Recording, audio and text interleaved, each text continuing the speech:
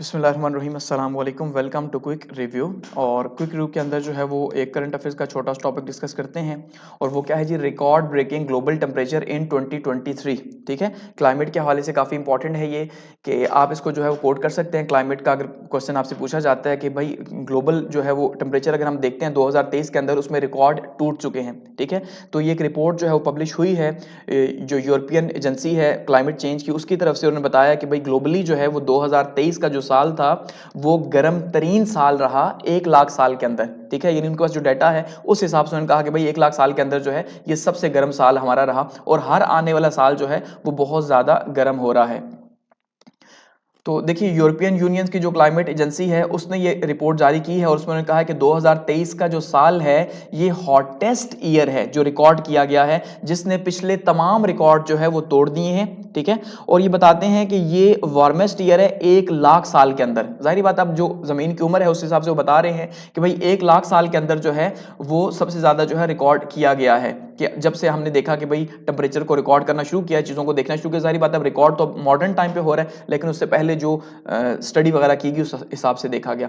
तो जो इनकी एजेंसी है कॉपरियस क्लाइमेट चेंज सर्विस, जिसको C3S का नाम दिया गया है, इसने ये डाटा जो है वो रिवील किया है।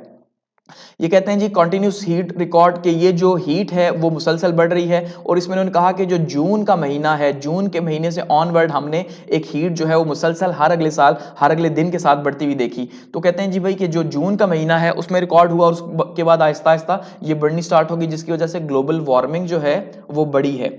ये जो एजेंसी है C3S जो है, इसके डायरेक्टर जो है उन्होंने स्टेटमेंट दी है। वो ये कहते हैं कि भाई 2023 जो है हम ये मान रहे थे कि ये थोड़ा सा कंट्रोल में होगा, लेकिन ये बहुत ज़्यादा इसने रिकॉर्ड्स तोड़े हैं गर्मी के हवाले से और ग्लोबल वार्मिंग को लेके जो है ये बहुत ही शदीद जो है वो रहा है। कहते हैं कि 1850 से पहले का अगर हम डेटा देखते हैं तो उसके साथ अगर हम इसको मैच करते हैं तो हमें अंदाजा होता है कि ये सबसे गर्म रहा। अब 1850 से पहले का मतलब ये है कि 1850 से लेके 19वीं सेंचुरी तक का ये टाइम कहते हैं जी इंडस्ट्रियल रेवोल्यूशन का था। ठीक है, तो इंडस्ट्रीज आई तो जाहिर बात है फिर जो है फॉसल फ्यूल्स यहां पे बर्न होना स्टार्ट हुए, तो फॉसल फ्यूल्स के बाद जो है दुनिया का क्लाइमेट बहुत तेजी से बदला। तो उससे पहले जो दुनिया का क्लाइमेट था वो डिफरेंट था, लेकिन उसके बाद अचानक से दुनिया का क्लाइमेट डिफरेंट हो गया। तो कह रहे हैं कि उसमें भी हमने देखा कि बहुत ज्यादा रिकॉर्ड जो है हमें देखने को मिला। तो ये देखिए यहां पे इस चार्ट के अंदर देखिए, तो जो टॉप पे जो टेम्परेचर रहा वो जुलाई को रहा और यहां पे ये इन्होंने बताया भाई 31 जुलाई जो है उसको सबसे ज्यादा गर्मी थी। 31 जुलाई पे टेम्परेचर सबसे ज्यादा टॉप पे रहा। 31 जुलाई 2023 की बात हो रही है। एवरेज टेम्परेचर राइज, जो एवरेज टेम्परेचर है अर्थ का, जो हम कह रहे हैं कि भाई इसे 1.5 से ज्यादा नहीं होना चाहिए, वो एवरेज टेम्परेचर भी जो है वो बढ़ा 2023 के अंदर और तकरीबन 1.48 डिग्री सेल्सियस तक पहुंचा। अंदाजा कर लें कि हम कह रहे हैं कि भाई जो 1.5 वैसे ज्यादा नहीं होना चाहिए, तो तकरीबन ये 1.5 को टच कर गया कि हमारा ये टारगेट तो 21st सेंचुरी के लिए था, लेकिन अभी तो हम 21st सेंचुरी का आगाज हुआ तो हम ये हालात बने हुए हैं। तो ये कह रहे हैं भाई अगर हम इसको 1850 और 1900 के बीच में देखते हैं प्री इंडस्ट्रियल रेवोल्यूशन के टाइम से, तो तब भी उससे भी ज्यादा है। तो पहले देखिए जब डाटा लिया जाता था तो कैसे लिया जाता था, अब तो साइंस से लेते हैं जाहिर बात है। तो पहले डाटा को मुख्तलिफ चीजों से जो है वो लिया जाता। अब जैसे जो है वो मुख्तलिफ फॉसल फ्यूल्स या इस तरह की जो चीजें हैं उनके सैंपल्स वगैरह लेके लैब टेस्टिंग करके उससे अंदाजा होता कि टेम्परेचर कितना रहा होगा उस टाइम पे, तो उसके हिसाब से ये देख रहे हैं। फिर ये कहते हैं कि पेरिस जो एग्रीमेंट था 2015 का, उसमें ये कमिट किया गया था कि हम अर्थ के टेम्परेचर को 1.5 डिग्री तक रखेंगे, इससे ज्यादा नहीं होने देंगे। लेकिन हम 2023 में देख रहे हैं कि 2 बार जो है ये टेम्परेचर बढ़ा है। ये काफी ज्यादा थ्रेट है कि जो 2015 में कहा गया वो 2023 में हम उस पर अमल ही नहीं कर सके, यानी इतना ज्यादा जो है टेम्परेचर ज्यादा हो गया। फिर कहते हैं अगर 12 मंथ का पीरियड रिकॉर्ड देखें हम, तो उसमें फर्स्ट टाइम ऐसा हुआ 12 महीनों के अंदर कि टेम्परेचर जो है वो 1.5 डिग्री से इंक्रीज हुआ और ये काफी ज्यादा खतरनाक था। इसमें कहते हैं जी इंप्लीकेशंस अगर हम देखते हैं फ्यूचर की, तो फ्यूचर बहुत ज्यादा खतरनाक है। इससे हम अंदाजा हो रहा है कि 1.5 डिग्री से ज्यादा हो जाएगा और हम इसे रोक नहीं पाएंगे, जिसके इंप्लीकेशंस बहुत शदीद होंगे।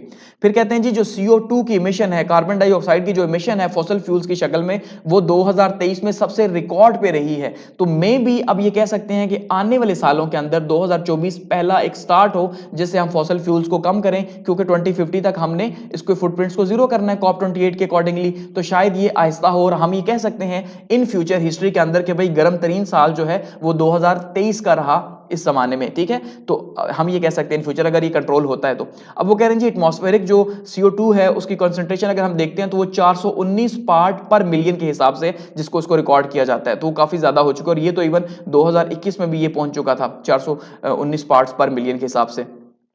टेम्परेचर एनोमलीज की अगर हम बात करते हैं तो 2023 के अंदर जो है 1 डिग्री सेंटीग्रेड हॉटर हुआ हर अगले दिन, ठीक है जी, या ना हर अगले दिन 1 डिग्री सेंटीग्रेड हॉट होता रहा, और साथ में 2 डेज जो है कंसेक्टिव नवंबर के अंदर जो है वो 2 डिग्री हॉट हुआ।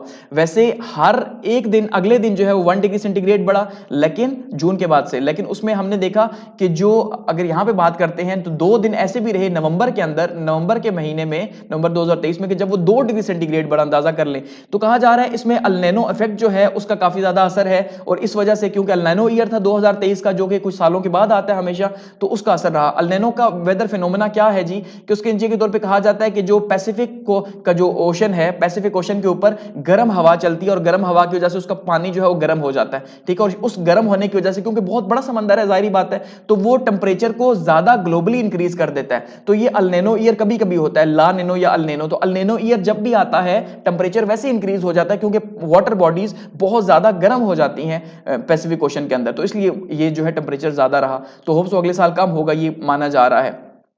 अब कहते हैं कि इसके नतीजे के तौर पे 2023 में क्या क्या हुआ। 2023 में हीट वेव्स आई, फ्लड्स आए, ठीक है जी, और वाइल्ड फायर्स हुई ग्लोबली, के जंगलात के अंदर आग लगी, और काफी ज्यादा हमने देखे हादसात जो है वो 2023 के अंदर बहुत ज्यादा रहे क्लाइमेट को लेके।